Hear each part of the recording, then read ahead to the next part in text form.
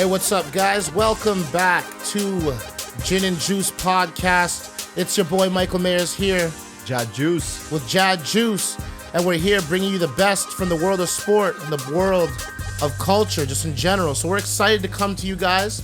This is something we've been working toward a very long time. This is our pilot podcast. We're going to be uploading onto every streaming audio app and onto YouTube, so get excited for that. The first thing we're going to get into, we're going to jump right into it, guys. We're so excited to talk about this. It's UFC 237 from Brazil. Gotta love it from Curitiba. We had a stacked card, honestly, from top to bottom. Yeah. Really exciting. A lot of Brazilians competed and a lot of Brazilians lost.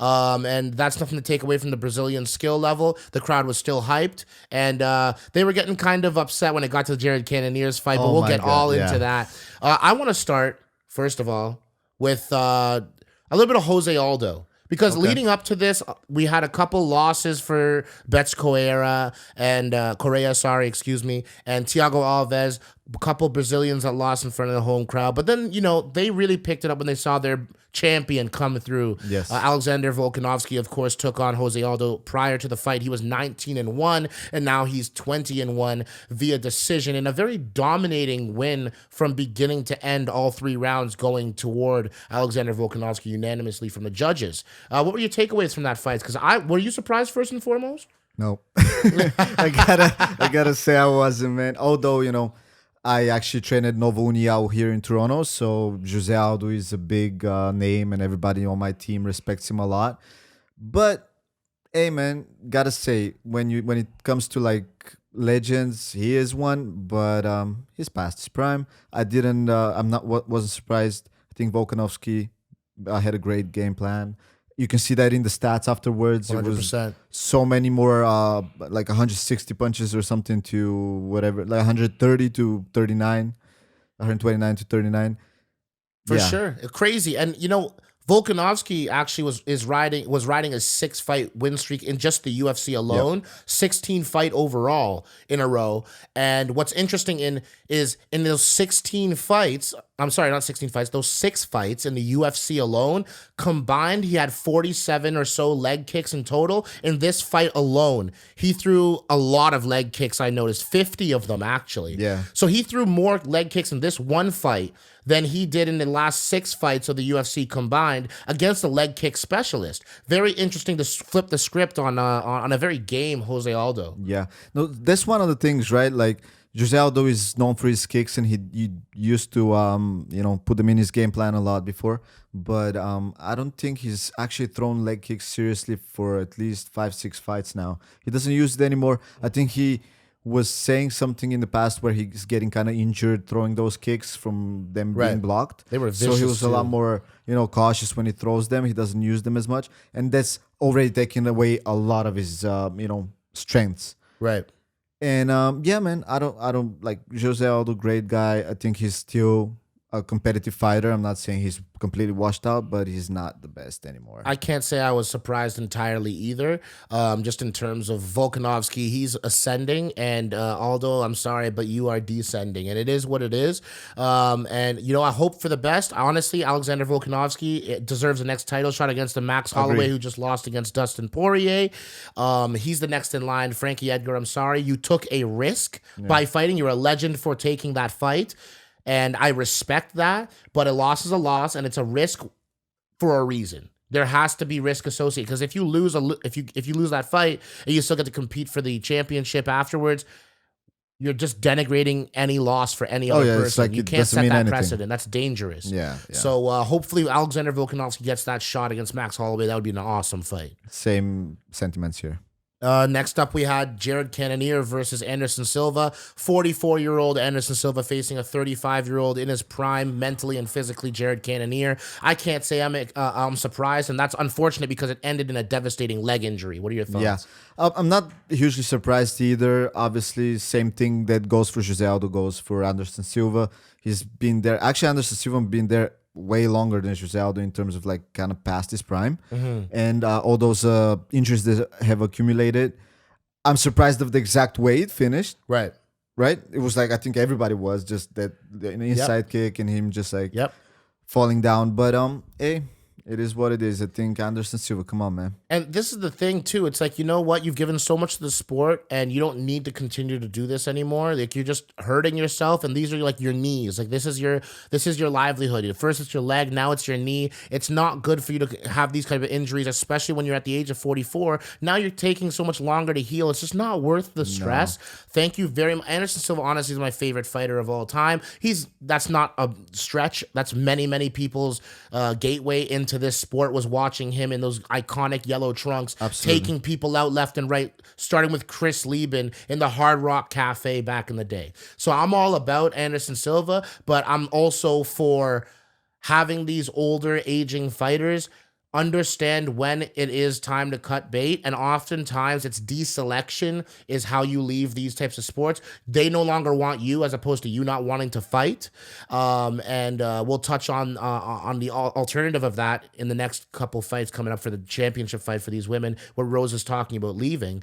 But nevertheless, Anderson Silva's here and he tried, and it's about time the UFC says no more contracts offered for you, even if you want to fight. Yeah, I mean, if he doesn't know when to say stop or quits, someone else has to like tell him. Exactly. And Jared Cannonier looked awesome. I gotta say that. He got clipped a couple times, and he said after the fight, listen, Anderson Silva in the ring said, I came in, my leg was a little bit, unstable and whatnot. And Jared Cannonier said, I'm coming in here, I have a job, take you out. And what'd you think about that Brazilian crowd? They were booing so vehemently, he couldn't say anything for 45 seconds. That's exactly what I wanted to touch on. So, for me, first of all, Cannonier, much respect to him. I thought I really started liking him after this whole 100%, thing. me too. Also, kind of like the way he handled it. He handled it like a real person. He wasn't like trying to like be funny or aggressive with the crowd or play into the villainry. He wasn't trying to do any of that. He was actually like a little taken aback. You could tell, like he was like, "What is going on?" Like, right? Yeah, and I really like that he had a human reaction. And the crowd. Ah, man, I love Brazilians. I think Brazil has a very significant spot in MMA, obviously, and their fans and their athletes. But it's funny because they say we don't like fighters hating on each other and all this shit talk beforehand, right? But their crowd is are the fans that talk the most shit ever, right. And they just so I'm not too happy with something like that. I think he didn't cheat. Cannonier didn't cheat or do anything, outside of the rules. He deserved the win, and it's not his fault Anderson got injured.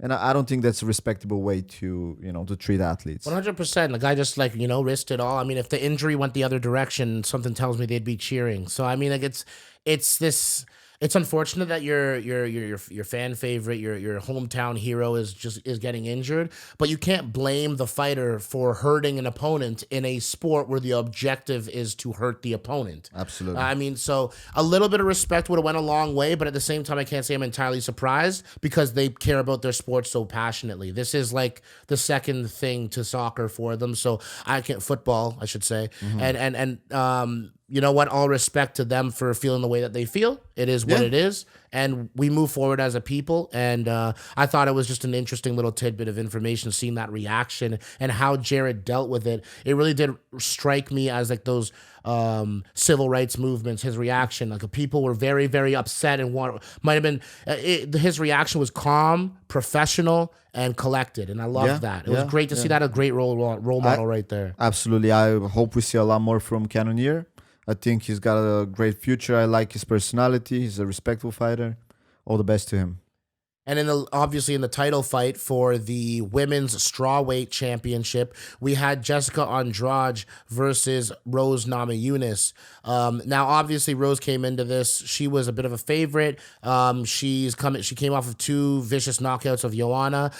She actually mentioned prior to this fight she was thinking about calling it quits because the week of the fight, she started to feel like she was losing motivation heading into it. Now, that's not to say she wasn't winning every minute of this fight up until that slam. Yeah. Jessica won, if you guys didn't know, by vicious pile driver slam. It was a clean slam. John McCarthy broke that down. If you guys want to check that out on YouTube, it was quite the move because Jessica had tried to slam her once, and Rose held onto a Kimura through. Exactly. And used it to stand back up. Right. She fell in love with the move, held onto another Kimura for dear life, and got dropped on the back of her head. What were your takeaways from that vicious slam? So, first of all, exactly like you said, I feel like Rose won pretty much every minute of this fight up to the slam.